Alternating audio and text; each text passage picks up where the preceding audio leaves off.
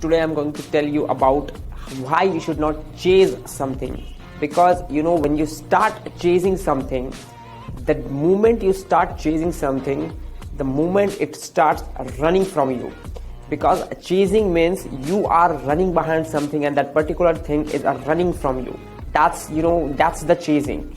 So please don't chase anything in your life. You have to actually attract things. So now how to attract things, that I have created a video on that. But let's say you are chasing money. So you may have seen gamblers, betting people, or people who bet on money, people in casinos or whatever thing, people who need fast money.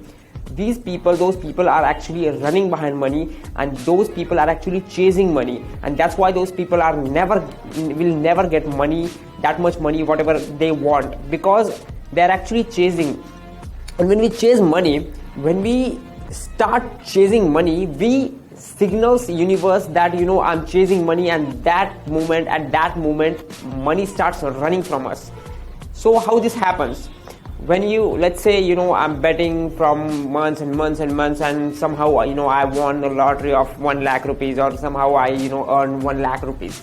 But that money is not going to stay, because I have already signaled that universe that I'm chasing money. That's why that whatever I have earned, that money, lakh rupees, will start running from the moment I catch it. It will again start running from me. So this cycle will go on and go on, and every day I will start betting and this will never end. And that's why you should never chase something. Instead, attract. And if you don't know how to attract, I have created a video on it.